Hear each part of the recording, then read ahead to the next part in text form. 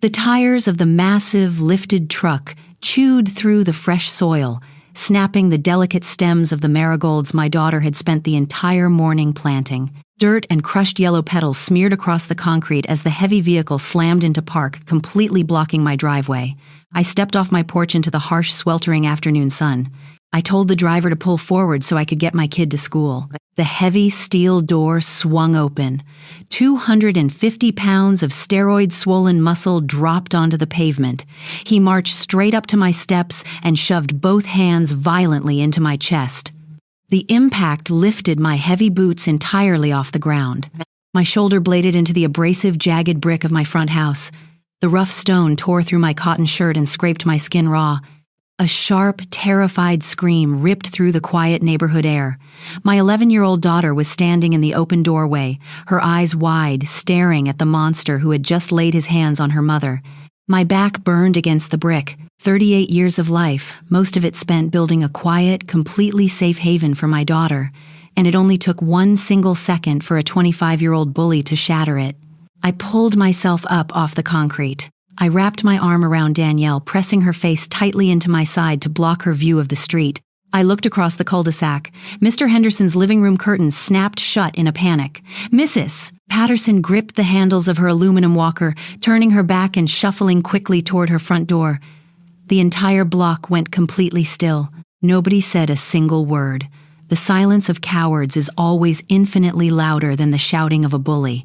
They were absolutely terrified of the massive wealth living right next door to me. Footsteps clicked against the pavement. My own sister Camilla stood at the edge of the property line. 35 years old, drowning in imported silk and sparkling diamonds paid for by her mother-in-law Dulcie. Camilla looked down at the crushed marigolds, then up at my bruised and bleeding shoulder. She crossed her arms, her massive diamond rings catching the harsh sunlight. "Oh my God, Whitney, stop playing the victim," she scoffed. "You fell over a little push. Your weed-infested lawn probably scratched Wesley's custom rims. You could not afford to fix that on your cage guard salary anyway. Just apologize so we can all move on." My own sister. The woman who used to share a tiny twin bed with me was standing on a manicured lawn defending a violent thug simply because his family had money. Blood means absolutely nothing when a person decides to sell their spine for a lifestyle they never earned. The physical pain faded by the next morning. The psychological attack was just beginning. Saturday was the neighborhood summer camp kickoff. Danielle had talked about the community art station for 3 solid weeks. I walked her down the block, holding her small hand in mine. We reached the registration table at the community park. The organizer looked down at her clipboard, her face turning pale. A thick black marker line was drawn straight through Danielle's name. Dulcie stepped out from behind the canvas tent, 58 years old, smelling of imported perfume and cheap malice. She held a sponsor clipboard pressed against her chest. She had just written a $10,000 check to the community board. She literally bought the right to erase my child. "There seems to be a mistake," I said, keeping my voice perfectly level. Dulcie smiled. It was a thin, venomous stretch of the lips. "No mistake at all," she announced, projecting her voice loudly so the other parents milling around would hear. "This camp is exclusively for families who meet a certain community standard. We do not have the resources to babysit lower-class trash. Take your kid and go home, Whitney. Peasant genes do not belong in my neighborhood." Danielle's hand trembled inside mine. Tears spilled down her cheeks hot and fast. She looked up at me, waiting for me to break down the way helpless victims do. I squeezed her hand. My heart hammered against my ribs, but my breathing slowed down to a perfect, steady rhythm. The panicked, overwhelmed single mother died in that exact second. The maximum security corrections lieutenant woke up. I spend 60 hours a week managing violent felons, psychopaths, and predators who would eat these country club snobs for breakfast. Dulcie thought she was crushing a weak neighbor. She had no idea she just locked herself in a cell with the warden. A civilian would have called the local police. A civilian would have filed a harassment report and waited for weeks only to find out the precinct captain golfs with Dulcie every Sunday morning. I bypassed the local uniforms entirely. You never fight a predator by throwing pebbles at their armor. You choke out their air supply. Dulcie's air supply was state funding. She was a commercial developer lobbying incredibly hard for an $80 million state prison construction contract. That kind of massive government money comes with heavy strings attached. Specifically, it requires a mandatory spotless corporate ethics and community compliance review. One single credible threat of bribery or violence, and the state permanently disqualifies the vendor. I picked up my phone and made 2 phone calls. I skipped the bureaucratic hotlines and reached out directly to 2 old friends. One was a state ethics inspector. The other was a planning commissioner. They were the exact gatekeepers holding the keys to Dulcie's $80 million dream. I invited them to our annual neighborhood barbecue that weekend. Just 2 regular guests coming over to enjoy potato salad and burgers on a Sunday afternoon. The trap was perfectly set. Wesley would undoubtedly try to force a physical confrontation. Pampered bullies with fragile egos always need an audience to feel powerful. I took a small micro camera the size of a button and clipped it securely to the collar of my denim jacket. I sat on my wooden porch the night before the barbecue watching the streetlights flicker. Wesley thought he was dangerous because he punched heavy bags and lifted weights in a climate-controlled gym. He forgot who he was dealing with. My training comes from surviving inside concrete boxes. I spend my days subduing violent 200-pound felons who have absolutely nothing to lose. I rely entirely on leverage, joint manipulation, and gravity. Taking down a spoiled kid on a power trip is just a standard shift on the cell block. The next afternoon, preparations for the block party were in full swing. Dulcie and Camilla paraded around the cul-de-sac like conquering royalty. They parked their luxury vehicles diagonally, intentionally blocking my mailbox. Camilla stepped out sipping an iced coffee and casually dropped the empty plastic cup right onto my freshly mowed lawn. She leaned over the low wooden fence separating our yards. "Enjoying your minimum wage weekend, Whitney," she smirked, adjusting her designer sunglasses. "Maybe you can pick up an extra shift guarding the cages. Dulcie and I have a huge celebration dinner to plan. That state contract is basically a done deal." Dulcie walked up behind her, laughing loudly. "Leave her alone, Camilla. It is cruel to tease the help." I walked over to the fence and picked up the empty plastic cup from the grass. I looked my sister dead in the eye, then shifted my gaze to Dulcie. A slow, genuine smile spread across my face. "I hope your business is as solid as your manners, Dulcie," I said. My voice was completely flat. They laughed, tossing their hair over their shoulders, convinced they were mocking a defeated, broken woman. They turned their backs and walked toward the barbecue tents. They had absolutely no idea they were already standing on a landmine, jumping up and down on the trigger. The smell of charred hot dogs and sweet hickory smoke drifted across the asphalt. The neighborhood barbecue was in full swing. My 2 guests, the state ethics inspector and the planning commissioner, stood quietly near the back of the crowd, nursing paper cups of iced tea. They looked like any other suburban dads blending into the background. My micro camera rested securely against my collar, a silent, unblinking witness to everything about to happen. Danielle stood beside me holding a paper plate of watermelon slices. Her small shoulders were tense. I kept my hand resting lightly on her back, anchoring her to the present moment. Across the lawn, the crowd suddenly parted. Wesley marched straight through a group of chatting neighbors, his heavy combat boots crushing the grass. He shoved a teenage boy out of his path. The kid stumbled, dropping his soda, but kept his mouth completely shut. Fear hung over this street like a thick fog. Wesley loved it. His veins bulged against his skin, pumped full of steroids and unearned arrogance. He spotted me near the folding tables and locked his eyes onto his target. He wanted a show. He needed an audience to validate his hollow toughness. He stopped 3 feet in front of me. The chatter around the grills died completely. He reached into his duffel bag, pulled out a pair of black mixed martial arts sparring gloves, and threw them hard at my boots. The heavy leather smacked violently against the pavement. "Put them on, tough girl," Wesley sneered. His voice echoed off the vinyl siding of the houses. "You think you can disrespect my mother and my wife? Let us settle this right now. Unless you are too busy hiding behind your brat." Dulcie stood a few yards back, a cruel smile stretching across her face. She raised her plastic cup in a mock toast. Camilla leaned against a picnic table, rolling her eyes and checking her manicured nails. "Pick them up, Whitney," Camilla called out. "Just take your beating and apologize. Do not make it worse for yourself." Danielle gasped, her knuckles turning bone white as she gripped her paper plate. I gave her shoulder one final squeeze, stepped forward, and kicked the leather gloves directly into the dirt. Wesley thought he was tough because he punched heavy bags that never hit back. He fought for a reflection in a mirror. He forgot my daily reality. I do not train in a sanitized ring with padded mats and referees to blow a whistle. I survive in concrete corridors. I deal with actual monsters who have absolutely nothing to lose. I know survival. Wesley lunged. He threw a wild, looping right hook aimed straight at my jaw. A civilian would have flinched backward. I stepped directly inside his arc. I caught his wrist, twisted my hips, and drove the heel of my hand right into his elbow joint. The mechanics of the human body are completely unforgiving. Leverage always beats raw muscle. I hyperextended his arm, snapped his forward momentum, and swept his lead leg entirely out from under him. 250 pounds of fake muscle folded like cheap cardboard. Wesley slammed face first into the rough gravel. The impact knocked the wind completely out of his lungs in one violent rush. I dropped my knee directly onto his spine, pinning his shoulder capsule at an agonizing, unnatural angle. 15 seconds. That was all it took. Wesley squealed. It was a high-pitched, desperate sound. He clawed helplessly at the dirt, his legs kicking uselessly against the pavement. I leaned down, bringing my mouth just inches from his ear. "You are not a predator, Wesley," I whispered, keeping my tone as cold as winter concrete. "On my cell block, you would not last 5 minutes." Wesley whimpered into the gravel. The invincible bully was reduced to a sobbing mess in front of 40 neighbors. Dulcie completely lost her mind.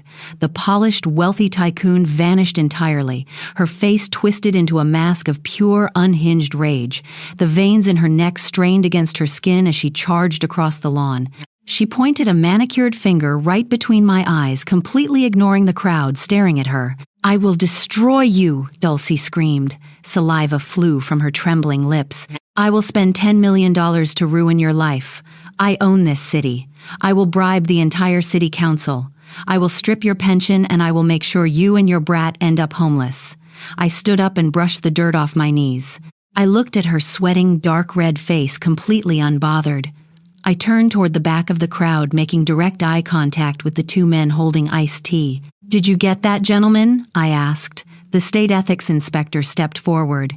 He reached into his jacket pocket and pulled out his gold badge, holding it up right in front of Dulcie's face. "Ma'am, threatening a state officer and declaring your intent to commit $10 million in bribery violates every compliance clause of your pending state bid," the inspector said. His voice was calm, clinical, and completely devastating. "Your $80 million construction contract is officially voided as of this second, and I am contacting the authorities regarding extortion." All the color drained from Dulcie's face. Her mouth opened, but only a dry, rattling gasp came out.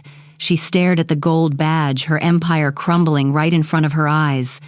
I turned to my sister. Camilla stood, paralyzed by the picnic table. She was trembling uncontrollably. She realized the money pipeline just died. "You sold your blood for a rich woman's approval, Camilla," I said, my voice cutting through the dead silence. "You just forgot to check if she had the brains to keep her wealth." The barbecue ended with flashing red lights. The police arrived, took the inspector's statements, and escorted Dulcie and Wesley off the property. But arrogant people rarely know when to surrender. Dulcie was spiteful, driven by a massive ego that absolutely refused to accept defeat from a single mother. 3 weeks passed. The neighborhood settled into an uneasy quiet. Then a thick yellow envelope landed on my desk at the correctional facility. Dulcie had hired a private investigator. She compiled cropped out-of-context photos from the neighborhood barbecue, framing me as a violent, unstable threat who attacked her son unprovoked. She submitted a massive formal complaint, demanding my immediate termination and the absolute revocation of my state pension. She sent it straight to the highest oversight board she could find, the State Facility Safety Advisory Committee. She thought she was executing a lethal, unseen killing blow. She wanted to starve Danielle and me out of our home. She was absolutely certain her wealth could manipulate the bureaucracy to crush a blue-collar worker. She just never read the fine print. The exact board investigating her complaint is the same committee that oversees my unit's compliance. I am the lead internal auditor for the State Facility Safety Advisory Committee. I sat in my quiet office holding her ridiculous complaint in my hands. I smiled.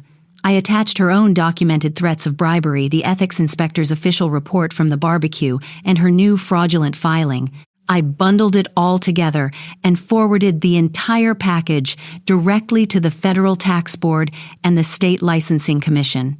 I used her own malicious complaint to trigger a comprehensive federal audit of all her remaining corporate assets. I permanently blacklisted her construction firm from ever doing business in the state of California again. The banks pulled her commercial loans the very next morning. Her empire collapsed completely, and she handed me the hammer to do it. The bright red foreclosure signs slammed into the manicured lawn next door like heavy tombstones. 3 weeks after the federal audit hit, the bank seized the $80 million illusion. A battered, unbranded moving truck backed into the driveway. The exhaust sputtered, blowing thick black smoke over the dying decorative palms. No professional movers, no matching polo shirts, just raw, humiliating eviction. I stood on my porch, leaning against the wooden railing. The ceramic coffee mug warmed my hands. The morning air carried a sharp, quiet chill. Camilla staggered out of the massive front doors. She dragged 2 heavy black trash bags across the concrete. The designer sunglasses were gone. The heavy diamond rings were missing, likely pawned just to pay for the rental truck. She sweated heavily under the morning sun, her hair plastered to her forehead. Her past arrogance echoed loudly against the pathetic reality of this morning.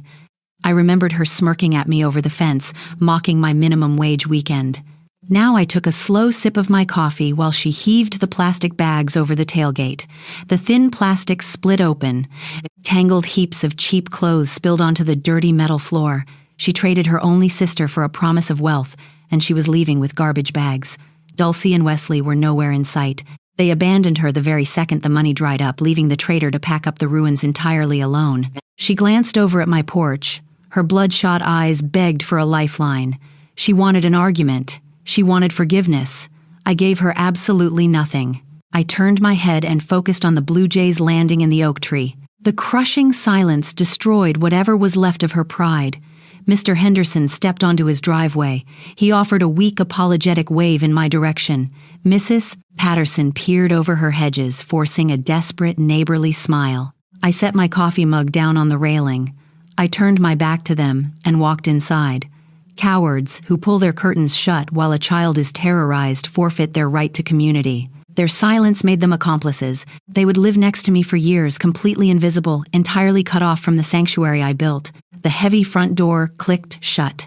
The deadbolt slid into place, locking out the greed and the betrayal. Danielle sat at the kitchen table humming a soft tune while painting a new terracotta flower pot. Bright sunlight spilled across her shoulders. The fear had entirely vanished from her posture. I opened my laptop on the counter. The security footage file from the barbecue sat on the desktop. I highlighted the folder, hit delete, and emptied the trash bin. I closed the lid. I protected my child.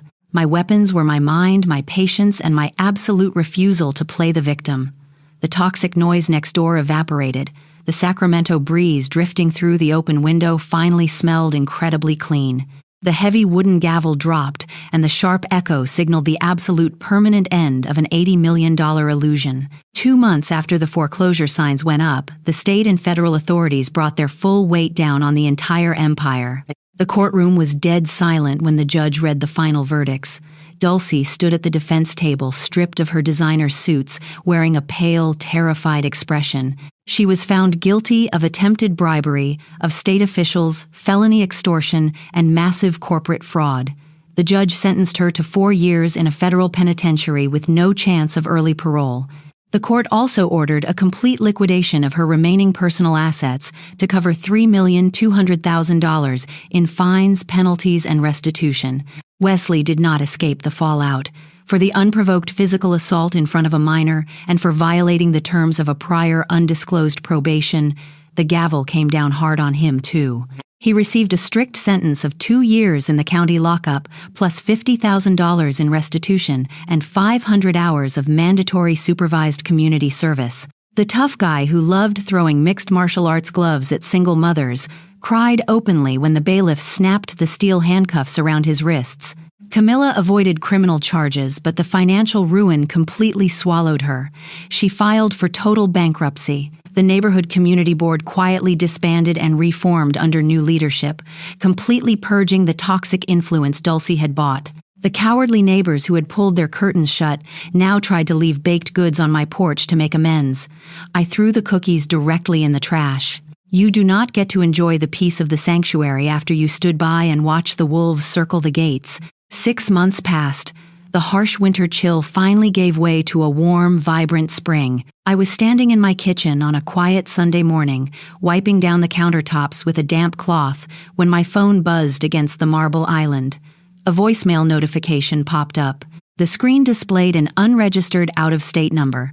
I tapped the speaker icon, letting the audio play into the empty room. Camilla's voice filled the kitchen. She sounded entirely exhausted, her tone dripping with manufactured desperate guilt. "Whitney, it is me," the voice crackled. "I am living in a cramped studio apartment in Nevada. I am working awful shifts just to survive. I have absolutely nothing left. Mom would be so incredibly disappointed in us for fighting like this. We are sisters, Whitney. We are family. I forgive you for what happened with Dulcie's business. I just want to put it all behind us. Please just call me back. I really need a loan to get back on my feet." She traded her blood for a rich woman's money, lost the money, and then immediately tried to weaponize the blood to get her comfort back. She took absolutely zero accountability. The manipulation was so transparent it was almost pathetic. I listened to the entire 2-minute message. My heart rate stayed perfectly steady. I felt absolutely nothing. No lingering anger, no sharp pang of sadness. Just the quiet, absolute clarity of a permanently closed chapter. I tapped the screen, hit the delete icon, and blocked the number forever. I tossed the phone onto the counter and went back to wiping the table. I dried my hands on a cotton towel and walked into the living room. The house smelled incredibly warm, a rich mix of roasted garlic, baked bread, and fresh coffee. Danielle was sitting on the living room rug, laughing uncontrollably while playing a chaotic board game with our guests. The people sitting around my coffee table sharing food and trading jokes did not share my last name. They were my coworkers from the maximum security facility, the state ethics inspector, his wife, and a few fiercely loyal friends who actually show up when the sky falls. This is my chosen family. These are people who respect boundaries, who protect one another in the dark, and who do not require a designer price tag to offer their loyalty. The contrast between my past and my present was breathtaking. The toxic, sterile luxury next door was gone, entirely replaced by a quiet house bursting with genuine warmth, safety, and respect. When you survive an ordeal like this, it changes the fundamental architecture of your mind. You stop looking at the world through the lens of hoping people will do the right thing, and you start seeing the raw mechanics of human behavior. People like Dulcie suffer from the illusion of the price tag. They are empty vessels, completely devoid of character, so they use wealth as a substitute for a personality. They believe that money automatically grants them superiority immunity from consequences and the right to treat human beings like disposable stepping stones. Dulcie did not just want to win a state contract. She wanted to break me. She needed to crush a quiet, working-class mother to validate her own hollow existence. Camilla represents a much sadder tragedy, the tragedy of proximity. She was a person so desperately terrified of her own insecurities that she happily became a class traitor to her own sister just to stand near the glow of someone else's wealth. She sold her integrity for Italian marble floors and designer handbags. And then there were the neighbors, the bystanders. Evil never thrives purely because of the villains. It thrives exponentially because of the cowards who pull their curtains shut. When Mr. Henderson and Mrs. Patterson turned their backs while a grown man assaulted me in front of my child, they made their choice. Remaining neutral in the presence of abuse is simply choosing the side of the abuser. I walked away from this entire nightmare with 3 unbreakable rules. Rule number 1. The loudest person in the room is always the weakest. Wesley's inflated muscles and Dulcie's hysterical screaming were nothing but cheap armor covering massive, fragile insecurities. True power does not need to shout. True power, like the kind you learn managing the most dangerous men in the state, is entirely silent. It is observant. It waits patiently, absorbing the necessary information. And it only strikes when the mathematics of the situation guarantee an absolute victory. Rule number 2. Shared blood is a biological accident. Loyalty is a conscious choice. Society conditions us to absorb endless amounts of psychological abuse simply because the person delivering it shares our last name. You are allowed to walk away from toxic family members. Cutting off an abusive sister or a manipulative parent is not an act of cruelty. It is an act of supreme self-preservation. You do not owe anyone your peace of mind just because you share a genetic history. Rule number 3. Never interrupt an enemy when they are in the process of destroying themselves. When Dulcie charged at me screaming about bribery, I did not scream back. I did not argue. I simply stepped aside and handed her a microphone. When a speeding train of arrogance is headed straight for a cliff, your only job is to step off the tracks and watch gravity do the work. We all have a Camilla or a Dulcie in our lives. We all know someone who looks at your quiet patience and misinterprets it as weakness. Someone who thinks your silence means you are an easy target. My question to you is, what trap are you quietly building for them? Drop your story in the comments below. Share this with someone who needs to find their spine today. Hold your ground, build your boundaries out of concrete, and remember, above all else, your peace is worth whatever it costs to protect it. I am Whitney, and my sanctuary belongs entirely to me.